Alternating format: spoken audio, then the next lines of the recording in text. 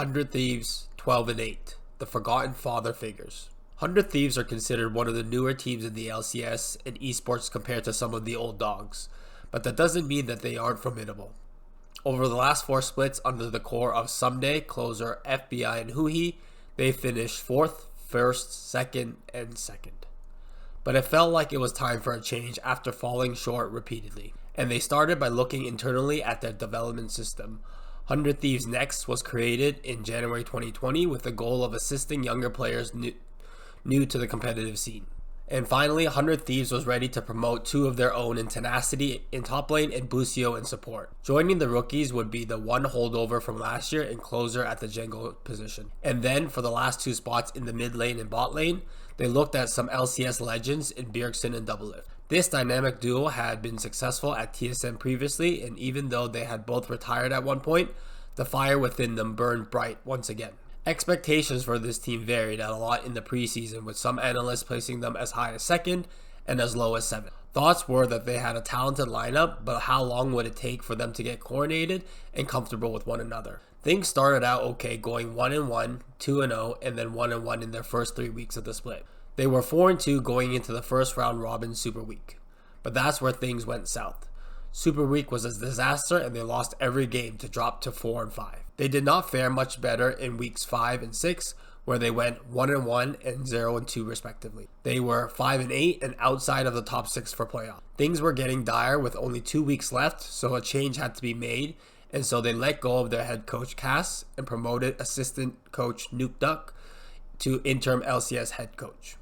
With their backs against the wall, it was do or die for the Thieves, and they were ready to fight. First up was the surging Golden Guardians, but Closer brought out his Lee Sin and executed picture-perfect ganks in mid and top lane to get 100 Thieves ahead.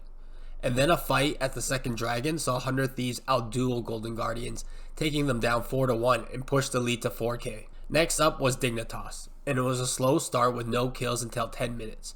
But then Closer and Bjergsen got activated, and soon it was 9-1 in kills for 100 Thieves. They took the subsequent Dragon to make it 2-0, and a 3-good gold leak was all they needed. To start Super Week, they went head-to-head against a fellow playoff rival in TSM.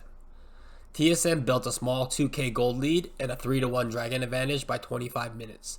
But a crucial team fight broke out in jungle, which saw Doublelift get a double kill and 100 Thieves secured the Baron and take the gold lead. Doublelift got his Jinx online, and that was the end. The following day came 100 Thieves, who has been dealing with health and safety protocols. A back and forth early game saw Evil Geniuses control the map and take the first 2 dragons, but 100 Thieves were able to fight key fights, leading to the next 2 dragons to even up the game at 23 minutes. From this point on, EG were pressing while 100 Thieves felt in control, and repeatedly they found picks onto JoJo, leading to Baron at 27 minutes. And in the very last game of the LCS Spring Split, it was Immortals who felt the wrath of Doublelift in the bot lane. 100 Thieves made it a priority to get him ahead early, and they tower dove Immortals at 2.5 minutes to secure a double kill.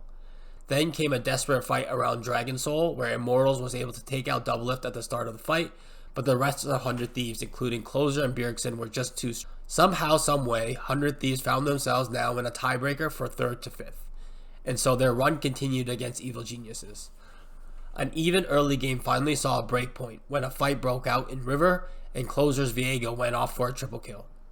And even though Evil Geniuses picked up Baron and were able to slow down the Dragon stacking, they couldn't win the next team fight, which gave 100 Thieves Dragon Soul, Baron, and then the game. Last but not least was Counter Logic Gaming, who also went 3-0 in Super Week. Both teams were playing well, but 100 Thieves always seemed to have an advantage in team fights. At 31 minutes, CLG were able to push 100 Thieves off Baron and capture it for themselves, but they lost the fight after 4-1. The next fight happened around Baron after Doublelift soloed the Dragon Soul for 100 Thieves, and 100 Thieves found 2 picks to take the Baron. It took another Baron to eventually end the game, but what a game from 100 Thieves. And with that win, they are on a 7-game win streak and going into playoffs in 3rd place after this spring split regular season. How far can this team go in playoffs? Can they make it to the finals and secure top 2 and a spot at MSI? We'll see as they face off against FlyQuest next.